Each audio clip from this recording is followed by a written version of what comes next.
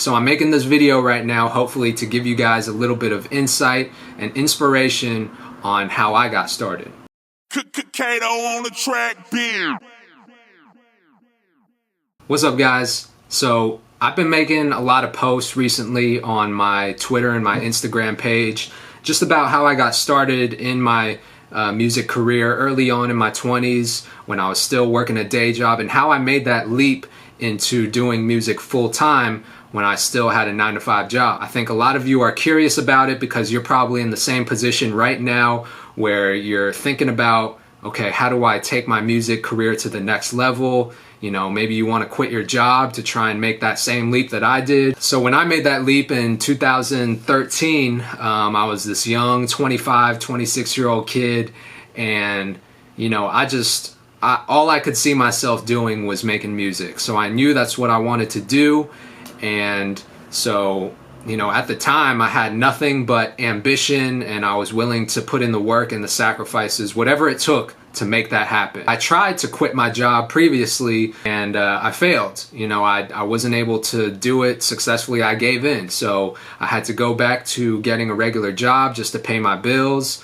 But this time around was a little bit different. I was in a situation where an artist that I was working closely with, Jaron Benton, I'm sure a lot of you guys know, he had just gotten signed to Funk Volume. So he had all these opportunities now, and this huge platform to get his music out, and I was his main producer. So I looked at that as an opportunity for me to come up, you know, for me to figure out a way to leverage that position into something bigger for myself. And I said, fuck it, I'm gonna do this. And I remember I quit my job on January 1st of 2013, and after that point it was just no looking back. What I always tell people is you'd be surprised when your back is against the wall what you're able to do just to pay the bills. I wasn't like selling weed or anything. For me, my product was my beats and my music. So I would make sales, you know, I'd sell exclusive rights to my beats for $200 here, $200 there, you know, 300, just wherever I could. I would just hustle my music and barely make ends meet that way. I'd also have opportunities to go on the road and DJ for Jaron. So I had a couple tours with him, you know, for 1 month or 2 months at a time, and I came home and was able to pay all my bills.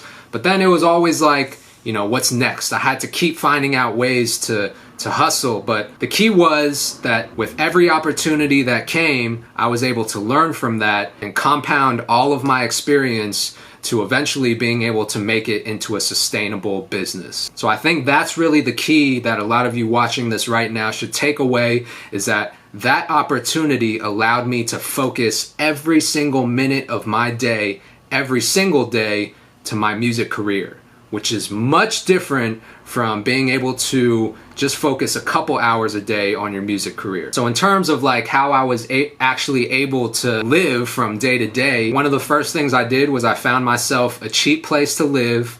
And you know, Jaron will tell you, you know, back in that day when he would come over to record, it wasn't glamorous at all. It was in the hood, you know, so, and that was the only place that was affordable for me. So I did what was necessary. The second thing I did was I maxed out like 4 or 5 different credit cards, and that's how I was able to pay for food and groceries and gas, just everyday stuff. I had just outright purchased a shitty beat up Kia at the time, because that's all I was able to afford with the money that I'd saved up from my day job. I just purchased it for like $4,000, and the windows didn't roll down, the AC didn't work sometimes, you know, but it was a way for me to get around if I needed to. I got that car repossessed, so that was a whole nother headache that I had to deal with. It was just a lot of like headaches, you know, just dealing with the financial side.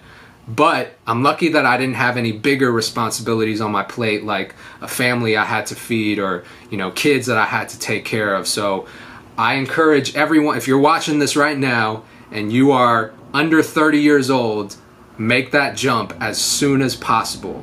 There's no better time than right now, because as you get older, your responsibilities are going to compound. It's just going to keep growing. So right now is the time for you to take that risk while you're still young. Some of you might still be living at home with your parents, and that completely eliminates the need for you to pay rent, I'm sure other bills at the same time. So the moral of the story, There is no right or wrong way.